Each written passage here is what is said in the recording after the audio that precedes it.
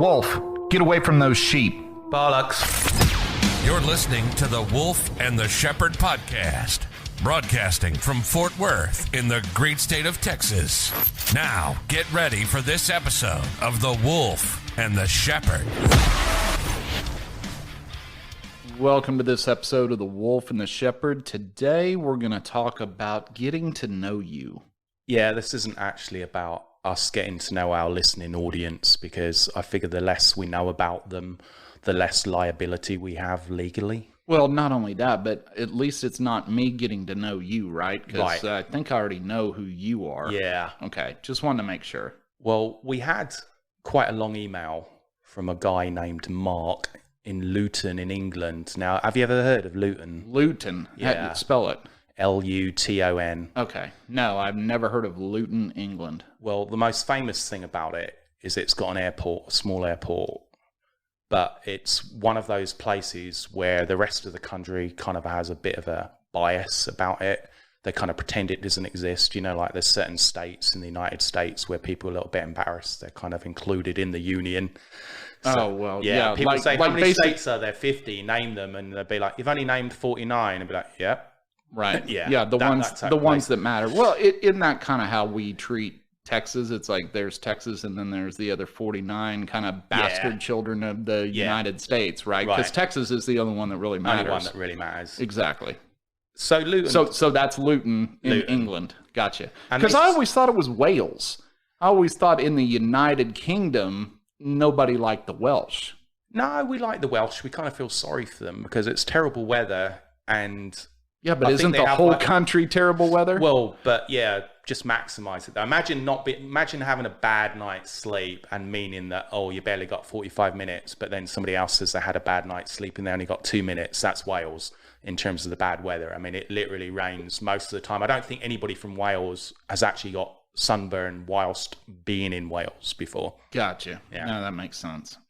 So Luton, one of the other things it has going for it is like the most type of white trashy type accent imaginable along English terms. Well, yeah, it's hard for me to do it without you kind of like thinking I'm not making it up. Right, but here's one of the problems though. See, you can hear these different English accents. I guess the same way that an American says, "Oh, you must be from Texas. Oh, you must be from Boston," and all of that. To me, all the English accents just sound all the same. It's like, "Oh, governor, I'm here. Cheerio, bollocks," and that's pretty much what we do. Yeah, you're kind of captivated that you think it's like the Broadway version of Oliver Twist or something, and everybody speaks like that. Yeah, well, I'm going to do a Luton accent for you now, and I promise you I'm not making this up. All right, love, do you want a drink? Yeah, I'm from Luton, innit? Yeah. That's the women. That's the women. That's how the women sound. That's how the women sound. That's how a posh person from Luton would speak. Oh, wow. That's how that accent is. And that's why terrible. People make fun of it.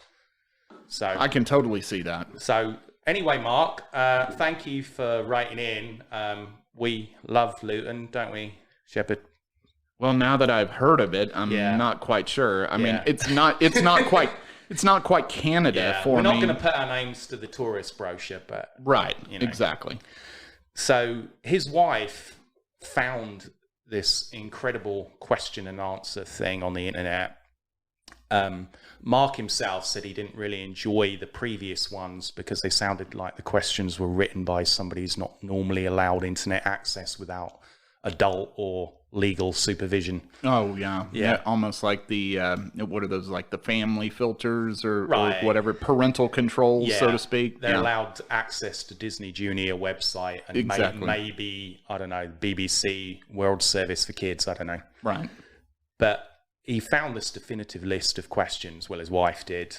Now, suspiciously, if anybody actually remembered all these details about us, they'd probably be able to answer all of the security questions on our financial accounts. Well, but that was until you told me that little secret of what were we setting up where we had to have all those security questions, and it was like, what's the name of the street you live on or whatever, and I put that in and like, no, you put Main Street, and I'm like, I've never lived on a main street. I'm like, yeah, but you'll remember Main Street, and that's not really the street that you grew up on, so that's your security answer. It's not really the real security answer. I can't even remember what you made me put my first pet's name is. I think it wasn't a very PC name. Oh, that's right. Now I remember what the pet's name is. Yeah. So, anyway, this question thing is pretty good, actually.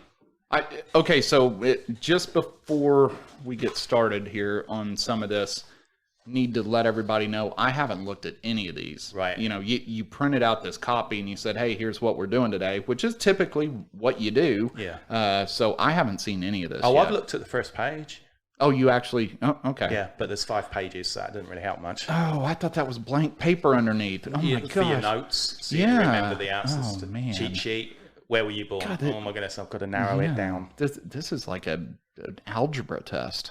Okay, well, I'm going to ask you the first one. Let's get the ball rolling here for our lovely Luton fans, Mark and his wife, whose name he didn't actually put down, so it might be his mistress. Not trying to get you in any trouble there, Mark. Oh, yeah. Well, let's not get Mark and Luton in trouble. Right. So, Shepherd, who is your hero? And don't say Jesus. This isn't Christian camp. Okay. All right, so we can't do that. And don't say, my dad, my mum. Don't give that generic stuff either. There's no entertainment value in that. Yeah. I guess my hero would be Mackenzie Bezos. Oh, Jeff Bezos' ex-wife. That's my hero because she bought low, sold high, and now is living the good life and didn't really do anything for it. And that kind of goes into my laziness of... You know, I'd like to find some kind of connection there, like maybe marry Oprah or something way long time ago, and then just kind of ride out that wagon until it's time to cut loose and cash in. I always have a bit of difficulty with this question because there's quite a few different people who I admire what they've done, and sometimes it's a one-off. You know, somebody's your hero. They might have just done like one thing, but it was so awesomely fantastic, like in your example. Or it might be somebody who does a day-to-day type thing. Some people might answer like Batman or something, but I don't think I've ever really thought of a specific hero. I think it's more about the deeds. You know, I like it when people are quite selfless and, you know, save lives and all that type thing, but I don't really have a hero as such. Yeah. Well, you know, not everybody needs a hero necessarily. Right. Yeah, Gotham City needs a hero. Well, yeah, Gotham City's a mess. They deserve. Well, not only that, but Gotham City's kind of like Detroit. Well, or one of 30 other places we could mention. Yeah, that's true. Yeah. That's true. There's a lot of them. All right. So there we go. I'm actually just going to ask you all these ones first, and then I'm going to plagiarize or try and come up with a better answer than you. Oh, well, we can do it that way. I don't have any issue with that. So, if you could live anywhere... So, does that mean I don't even need the papers in front of me now? Well, technically now, yeah. Now we've changed the rules. Yeah. Right. Unless, of course, you don't understand one of the words I'm saying, and then you can follow along. You can proofread it. Yeah, that's a good point. Yeah. Okay. So, if you could live anywhere, where would it be? And it's got to be an actual place. You can't be like, you know... Mars? Down Wonder Woman's top or something. I got you. Yeah. No, I mean... Although that is my choice. But, yeah. Texas. I mean, I'm already living where I want to live, Texas. Yeah, same here. I mean, if I could live anywhere in the world, it'd be Texas. Now, it doesn't mean I don't want to go on vacation to various places like multiple times a year. Sure. Well, because we don't have great beaches in Texas, to be honest. I mean, they're all right. No. Now, maybe we messed up on this because... Maybe we should say don't live in Texas because everybody keeps coming and living in Texas from other states. Maybe we should say that we want to live somewhere else and Texas is a really bad place to be in case people are listening to this and say, you know what, that's the last one.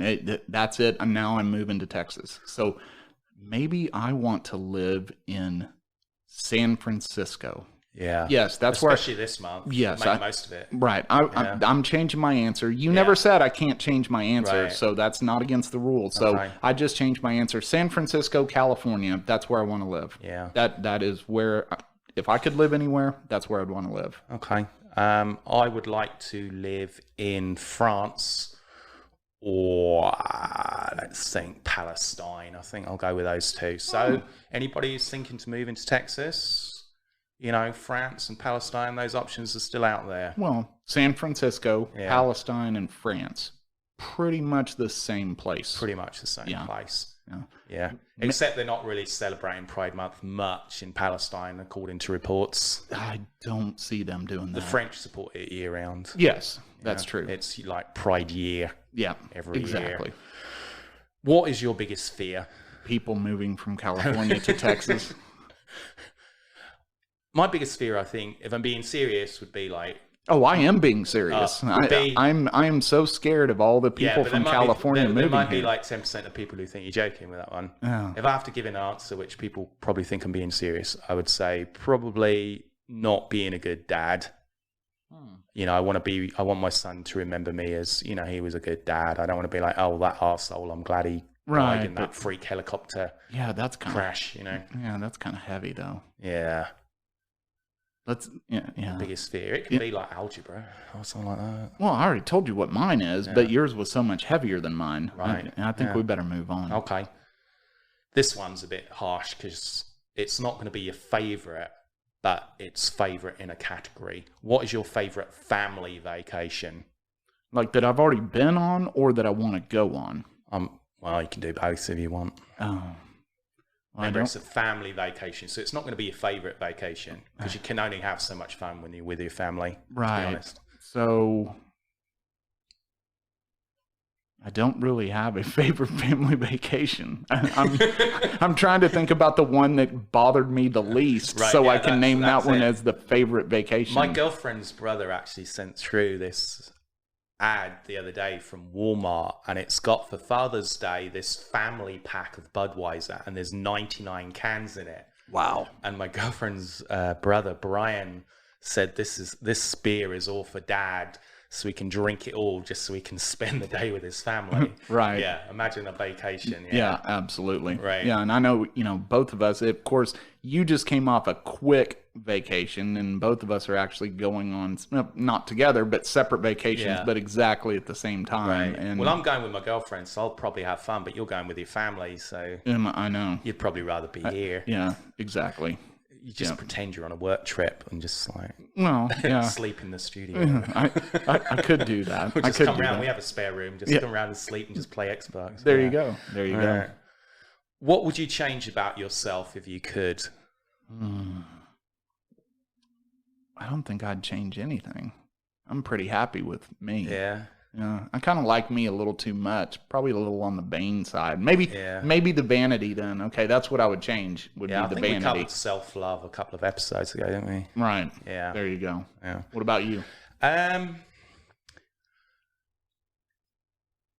I'm kind of with you I kind of like mostly how I am, but I know there are some things which I probably should change. I wish I was a little bit more get up and go, up and at 'em type thing, because we're both pretty lethargic and lazy. True. I wish that I wasn't quite that way, because I know I could achieve so much more. But something? Yeah, but if I actually got off my butt and did something. Are you really sure that you would change that? Because I know the way we both are, and when we look at people that are those get up and go people, we're like, I don't want to be that person. I don't even want to hang out with that person. Yeah. So that basically means you wouldn't want to hang out with yourself. Well, the only time actually I feel like that is when money is involved. Because if I see those people who are like, oh, look at this guy, over a weekend he built his own garage and built, a deck in the backyard. That's awesome. I've got absolutely no jealousy when it comes to that. I would rather sit on my butt, get up, play some Rocket League, go take a nap. Right. No chance of that. I just mean like, I wish I was a little bit more proactive sometimes when it came to doing something which would probably bring me more money, which ironically, the more money I would have, the more I would actually relax and become lazier with it. So. I know. Yeah, that's a, what is that? An inverse relationship there. So. Right. What really makes you angry? Now, I thought this should have been worded, what makes you really angry, but what really makes you angry? So don't pretend. So you can't just say like French Canadians, because that just annoys you. Yeah. What really makes you angry? So different than annoyance. So like a French Canadian cat, I'm annoyed, but I'm not angry with it.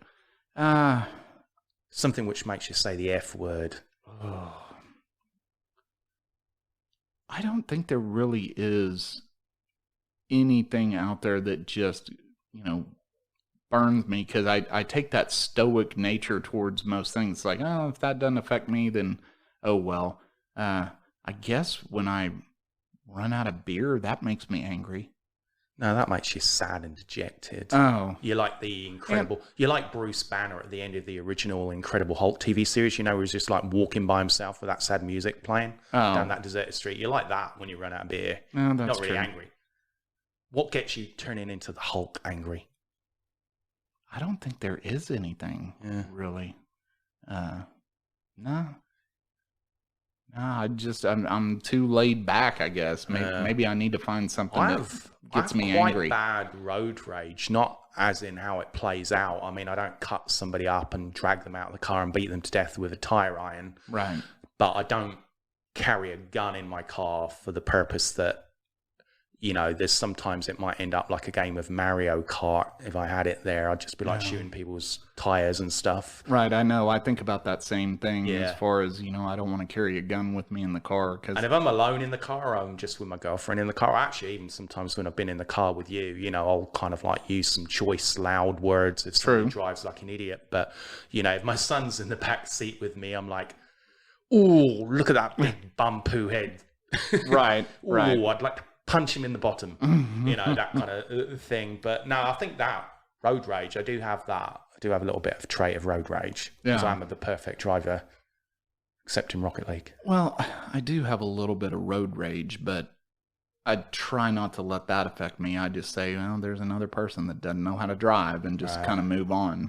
I guess I'd probably get angry if that person that was a bad driver hit my car. Right. That would make me angry. Yeah. But if it doesn't really affect me, if they do something stupid and I was able to swerve and miss and not damage the car and move on, I'd get over it pretty quick. Right. At the moment, I think if anybody hit the car, I'd be like, there's a chance to get a new car, through insurance. But I think if my son was in the car and somebody hit my car, then there'd definitely be some murdering going on. Sure.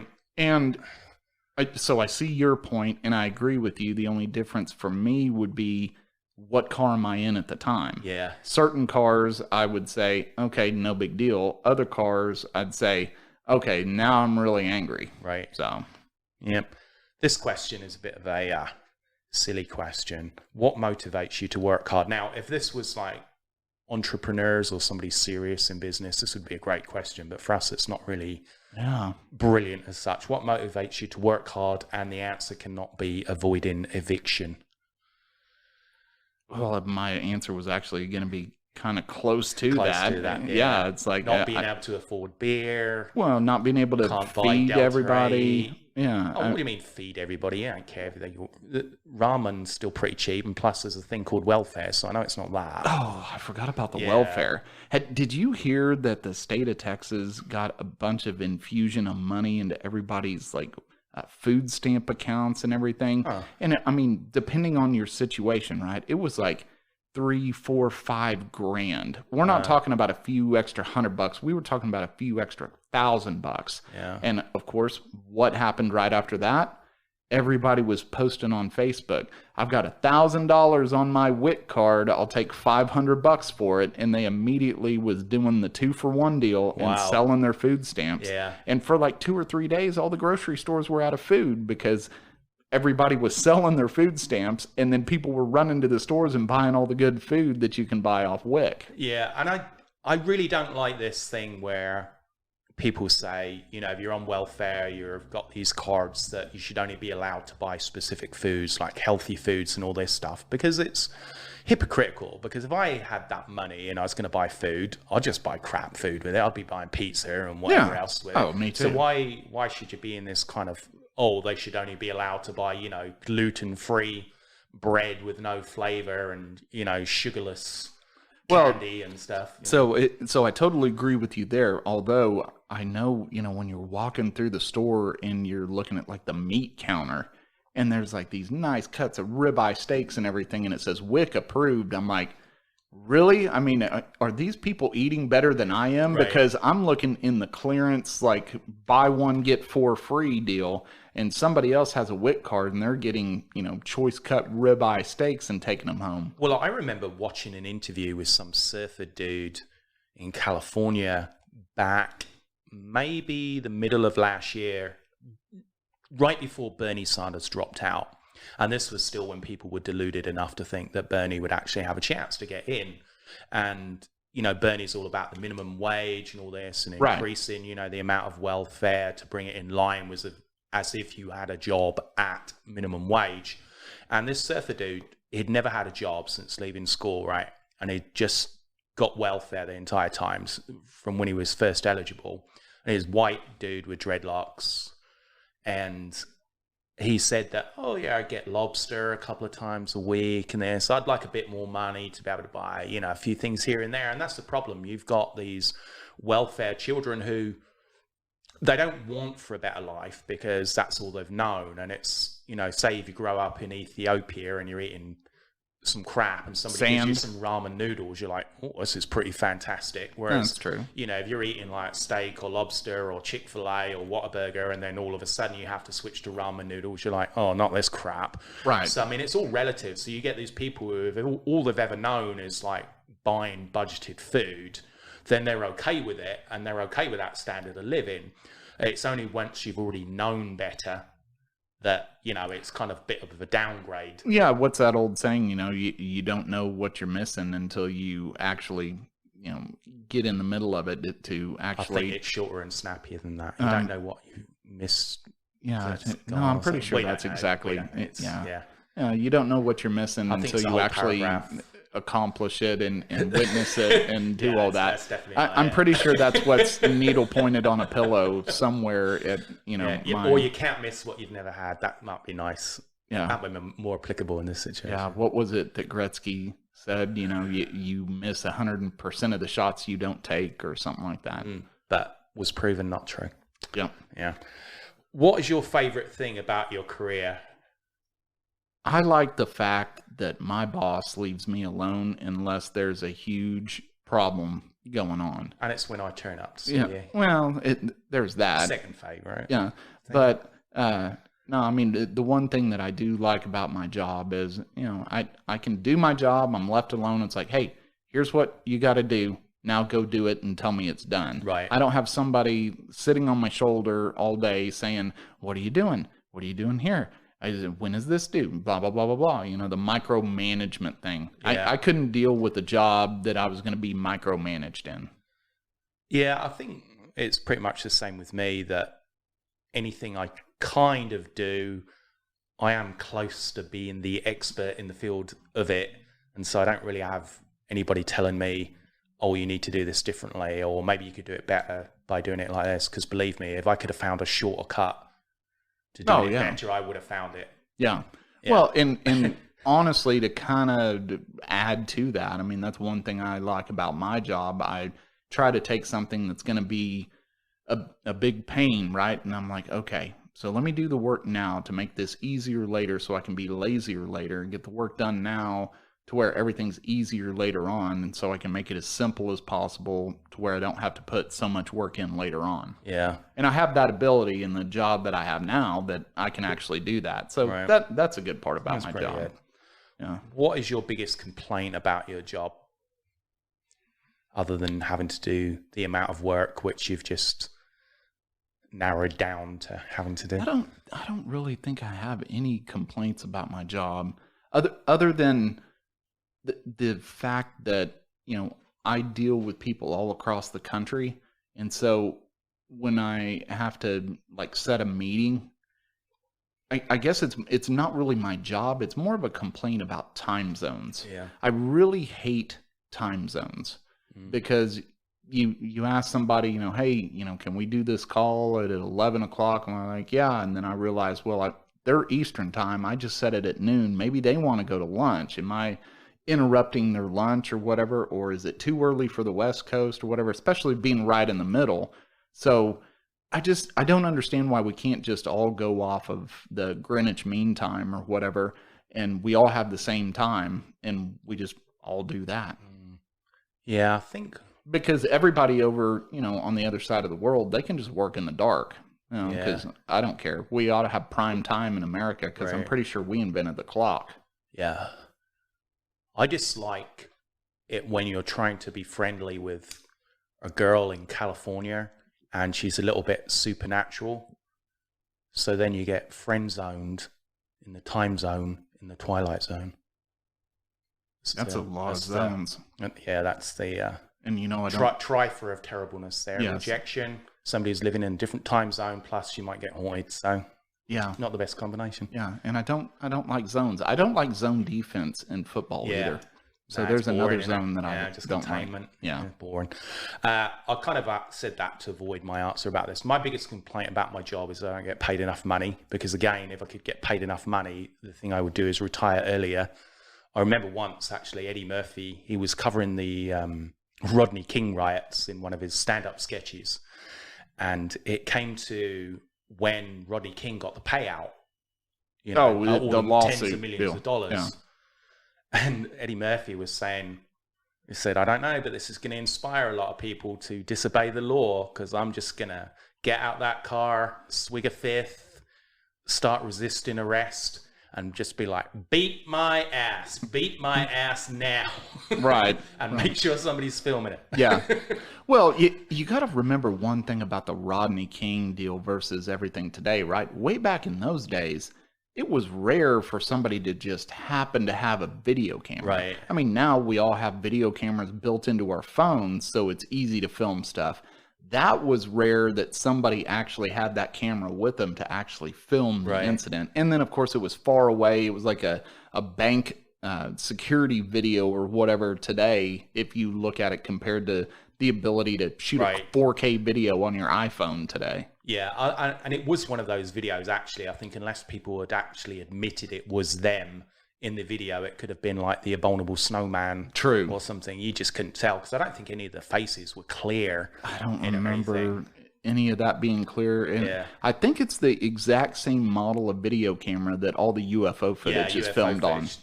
A potato. Right. Yeah. Right. What is your proudest accomplishment? There's too many S's in this. Yeah. I don't know. I guess that I'm still alive. I haven't somehow killed myself doing some of the stupid stuff I've done, you know, riding a motorcycle with no helmet and jumping out of planes and, you know, all the other ridiculous things that I've done. And I don't exactly take care of myself, but somehow I'm still alive and I wake up every morning. So I guess I can be proud of that. Yeah, that probably answers a completely different question, kind of like, how am I still alive? But I think my proudest accomplishment, when I said there's too many S's in this, whoever printed this out, there's like 3 S's in accomplishment. What's my proudest? They did misspell that. Look at that. I didn't notice until I said it, actually. Proudest accomplishment, probably along the lines of what you said, because it's a shock I'm still alive, some of the stuff I did, and not just as a kid. I mean, like when I was in my teens and in my 20s, I mean, I did dangerous stuff, like getting in shopping carts, going to the top of those car parks, you know, where they have the spiral exit ramps from the top to the bottom. Yeah. And I'd get in a shopping cart. My friend would push me and I'd go all the way down there. Now, if a car was coming out of one of those levels at the same time, or a car had stopped for whatever reason, you know, I'd have been in pretty much trouble, because I remember the barricades around this one close to college we used to go down. It was maybe only about 3 foot high, which was about level with the top of the cart, or maybe the top of the cart was a little bit heavier. So if I'd have spilled out, I'd have just like plunged to imminent doom. Yeah, I look at some of the dumb stunts that I pulled. You know, once again, thankfully, both of us grew up long before social media, you know, because we would have been filming this stuff, even though I did do a lot of videos and everything with a buddy of mine, and, you know, we'd film us doing stupid stuff, but we didn't run out and immediately put it on YouTube or, you know, the internet or anything like that. Well, it's a good job we didn't have TikTok, because we'd have taken those challenges. Oh, absolutely. You know, we complain and say, oh, kids today, they're so stupid. They've eaten Tide Pods and, you know, done the hold your breath till you pass out thing. We'd have been all over that. We'd have done it live on air and filming it and probably put it on YouTube. Yes, absolutely. Well, remember when that chip challenge thing came out? We did that. We didn't even film it, but you got those hot chips and we all sat there and ate those hot chips that night. Remember that one chip challenge thing? You bought that box that had like 10 or 20 Right. or something in them, and you Yeah. kept like everybody that would come over to your place like, oh, hey, here's this chip. I'm like, what is this box? And it's like, oh, everybody that comes over, I give them one of these chips. Yeah, and all almost that. killed our friend Eric. Yeah, if you remember. Eric had a tough time with And that chip. ironically, out of the three of us, he was the only one who actually has any medical training to have saved his own life. Had That's something true. bad happened. We would have been sitting there as Eric was passed out on the floor, and you'd have said, well, we need to help him. I'm like, no, dude, I'm filming this. Yeah. You're going to have to take care of this. Right, well, I was trying to film it from the other angle, so neither of us would have really been much use. Well, yeah, but that 2-camera angle video would have got a lot more views. That's true. Yeah. Yeah. So, see, we're always thinking. If we'd have done it side by side, we could have maybe done it in 3D as well. Oh, yeah, or that virtual reality thing. Yeah. Augmented reality. Yeah, you could have actually been Place there your with Eric. dying friend Eric anywhere on any level surface. Yes. Yeah. See, I wish we would have done it that way. Instead, I think one of us filmed in portrait and one filmed in Yeah, landscape. instead all we got And then was- we deleted was it the like sound of 30 our friend seconds Eric later. retching in the bathroom. Yeah. So that was great. Next question. What is your child? Now, you've got lots of children. 4 that I know of. What is your child's proudest accomplishment? So I just guess choose your favourite one, which is like Mason or Connor. Because the other two you're kind of 50-50 about, especially the girl. Oh. Well, You can't relate to her. Well, I about was anything. going to say that, my daughter, my oldest, she just Is she graduated. 18 yet? No, not 17? quite. She's Yeah, still 17, 17, but she yeah. just graduated high school. So, and I always look at that. I'll get back to that. Yeah. So she just graduated high school, about to go off to college, but she graduated early, and rather than just sitting around doing nothing like most kids did that graduated early, waiting to go to college, she actually went and she's going to go into college almost a sophomore. But I got to back up and say, I remember when I graduated high school and graduated college, and my parents were so proud of me, and I never understood why they were proud of me. Because I said, well, why do you think I was going to school?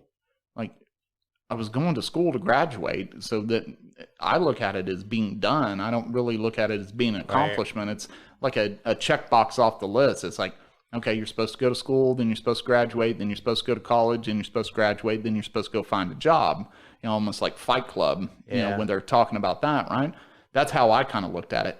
Until I saw my daughter go ahead and graduate high school, and I still had that feeling that, yeah, this is what she was supposed to be doing, but I'm proud of her that she actually got it done. But I hope you still called her a big nerd and wedged her for like weeks after. Not yet. Yeah. I haven't yet. Maybe get online and cyberbully her a little bit. Hey, big nerd. Yeah. Big nose. Big nose. Yeah. She doesn't have a big nose. But Yeah, but you might as well put it out there. yeah. Just as she starts getting paranoid about it. Yeah, I got to come up with something. I read a comment once that this guy said, I managed to save $30 a week on groceries by telling my weight-conscious daughter she's starting to look fat. So there's some advice for you people out there pinching the pennies out to finding difficult getting employment after COVID. Yeah, but you say that's advice for people out there. I'm writing that one down in my head. I'm thinking I might be able to save some money on groceries by telling my family they're all getting fat and they need to stop eating so much. But your boys, they're pretty cool. They've got some pretty cool interests and pastimes, like the guitar, skateboard, and Xbox. Now with your daughter, it's a little bit different. If she comes to you and says, Dad, can we talk? I should imagine your first reaction should be, why? We don't have anything in common. Yeah, that's true. Yeah, go talk to your mother. Yeah. Yeah, I mean, I really have I'm zero not in answering common. any feminine hygiene questions. Yeah, and I'm definitely not going to do that. And but I don't know anything about boys. Yeah, no, I don't know anything about that. So, I mean, I obviously have a lot more in common with my boys than I do my daughter. But she's a good kid. She had friends that got into trouble and all that, and I'm glad, she didn't do any of that. Yeah. So, or she was smart enough not to get caught. Maybe she was the ringleader and had just like a whole bunch of. Well, no, I'm not saying she didn't do anything wrong. I'm saying she didn't get into any trouble. Right. Meaning, like you said, she never got caught doing anything. Because I had a lot of dumb friends growing up that they couldn't jaywalk across the street without a cop sitting there watching them, and they were constantly getting into trouble and constantly going through all that. I did stupid stuff, but never got caught. I think that'd be one of those things if my son suddenly turned around and showed me evidence that it managed to steal like $100 million of Bitcoin online, I'd be like, Sam, we shouldn't really do this, but it seems like you've got away with it. So we're going to sit on the money, and I promise you that we're going to spend at least 3% of this on good causes to kind of like make up for this huge online heist. We're not going to give the money back because look, we might get in trouble and I might get in trouble. So let's just sit on it till the heat clears, and we'll go to Hawaii or something. Yeah, and figure out where we're going to live. Yeah. In case of I think my son's proudest accomplishment is really getting to be a genius at every electronic device in the house, because now he doesn't need to ask me to do anything, put on his favorite show, get into a certain app. I told you, even when he was about 3 years old, I had to disconnect like my debit card, credit cards from his from Apple devices, exactly, from the Xbox, because he kept buying stuff on the apps. He kept buying stuff because he was smart enough at that point, because he was kind of hyperlexic and could read, that he knew how to purchase extra stuff, and he'd just click on it. And I left him alone for one afternoon, and he'd downloaded something like about 30 episodes of Mickey Mouse Clubhouse from the store, and it must have been like about $90. Oh, wow. And some of the episodes weren't even really that good, so I felt... Well, not only that, but so what? Roughly like $3 a piece for these episodes, right? Yeah, it was $2.99. Yeah, $2.99. Yeah. So, did he actually watch all of them, or was it like, I'm going to buy this one, and then he watches it for like 2 minutes and says, "Oh no, this one sucks," and then he goes to the next one and buys it? Well, the worst thing about it is, I think all but about 5 of those episodes I'd already illegally downloaded for him anyway via BitTorrent, so he could already watch them on the big TV. He just wanted them on his device, and so he just like purchased them. Okay, so I don't get that. Somebody's got to explain that to me. Why is it that you have, like, you know, like in this instance, right? You have the ability to watch something on TV, but then you choose to watch it on your phone. My kids will literally sit in the living room. The TV, the big screen TV, will be off, and they'll be watching YouTube on their phone, sitting on the couch, holding it. Yeah. I don't understand that. Why would you not want to watch the bigger screen? Well, with my son, it's a little bit different, because he'll have it on the big screen, and then he'll like it on his iPad, and also, if he can get away with it, have it on my phone as well. So he'll have it on 3 different screens, and he'll kind of like DJ it. You know, he'll have a second delay between each, or he'll try and synchronize it all. But also, he likes to change location about every 10, 15 minutes. So he like watches it around the house or outside, or... Well, okay, so the moving around location thing, I totally get. Yeah. But if you're going to sit there on the couch in front of the TV and then hold a phone and watch the video, I don't understand that. I really don't get that. Right. But it's not just my kids. I mean, this is a popular thing that people do. I don't get it. Yeah. So this next question obviously proves Mark from Luton and his wife, they should probably cut this one out. What is your favorite book to read? I don't know. I think I've only read like 3 books in my life. Yeah. I guess it's got to be The Godfather. I've read The Godfather, The Hunt for Red October, and parts of the Bible. And not counting like Cat in the Hat and Dr. Seuss books, that's really the only books I've ever read. Definitely the Bible, but I don't think for years I've really read much of it, because from going to church so much growing up and as an adult, that every time they kind of start going into a verse, I pretty much know that verse anyway.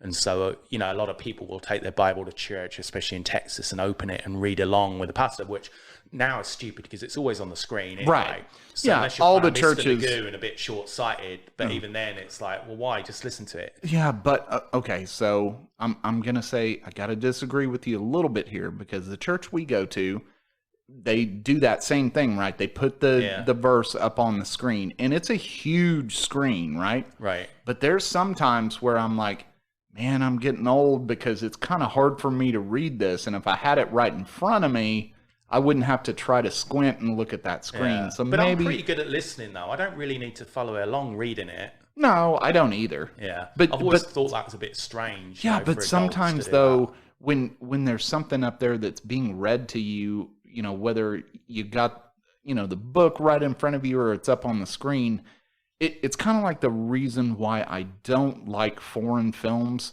and I don't really like movies that has a foreign language and I have to read the subtitles, because it's like there's words on a screen, I'm going to focus on that. So you watch a movie with like subtitles or whatever, and you miss most of it because you just, for some reason, just focus on the words on the subtitles rather than what's actually on the screen. At least that's me. Now, I actually used to like watching foreign movies when I was about 12 or 13 if they came on TV late at night for one reason only. Well, because you like the French. No, it's because you had a good chance of seeing some boobs. Oh, okay. Which you're 12 or 13, you'd sit and watch a movie for but about an hour, 2 hours late at night. 10 o'clock at night, your parents think you'd be in bed and you'd be watching this movie just on the off chance because you saw one a month ago where you got a bit of side cleavage, side boob or something. And but that was different in Europe, though. It was always different in Europe versus the US. You were allowed boobs on TV past a certain time. And in England, I think it got to a point where you could show boobs past 9 o'clock at night.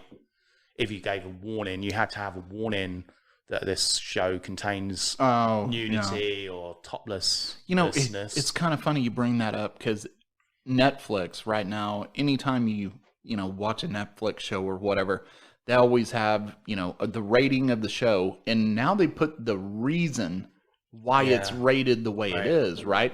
And then there's some that were rated years ago by like Motion Picture Association of America or whatever, and so they put their rating up there.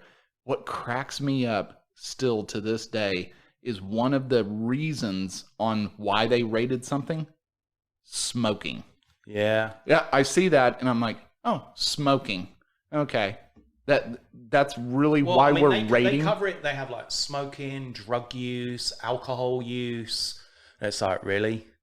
Well, okay, the drug use, I can understand. That the alcohol, I'm 50-50 on. The violence, the language, totally get that, right? Yeah, get that at home anyway. But smoking? Yeah. Like, we took something that was just commonplace for everyone, and now it's bad to even show it. Just like what Disney did. If you go to Disney World or Disneyland or whatever, they went through and photoshopped all of the pictures of Walt Disney and photoshopped the cigarette out of his hand. Yeah. But that was normal.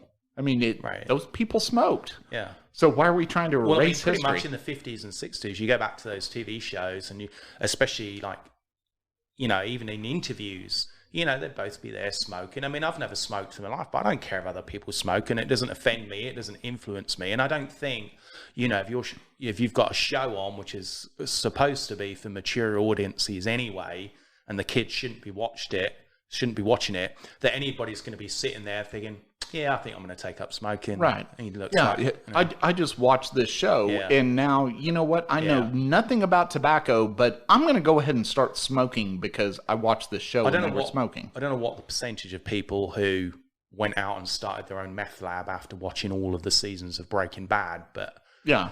Well, there sure wasn't too high. Yeah, but there was probably some. There's probably some. They were like, hey, we can figure this out. Even though we have zero chemistry background or nothing, if Walter White can do it, I can do it. I was a little bit tempted, I'll be honest with you. But but let's be honest, wasn't there kind of a influx of like meth lab explosions and everything soon after Breaking Bad came along? It's like, hey, we can go on the internet. We can figure out how to make meth. There was a reason, though. It's because people weren't going on the internet to see the steps. They were seeing what there was on TV and not really following the instructions. You know what it's like when you see, a quick advert for IKEA and somebody's putting together a chair, and then you get a chair from IKEA and you think, well, how hard can it be to put together a chair, right? And so you get everything out of the bag, you put it together, and then you're left over with like 9 pieces, and then you sit on it and it breaks, and one of the chair legs impales you in the back.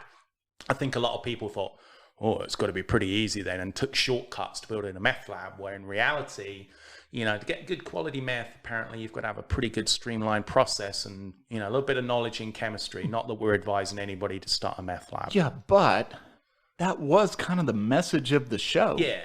I mean, if you think about it, if you want to be a drug manufacturer, that was the message of the show. Yeah. This chemistry teacher was the one that was able to make the really good meth. And anytime, he had to teach, what was the kid's name? Oh, Bobby, I think, and that's not right, but we'll call him Bobby. He had to teach Bobby how to do it, but even he couldn't get it perfect. Yeah. Because Walter White had his own little method of how he had to do it, and he had all this knowledge and so on and so forth.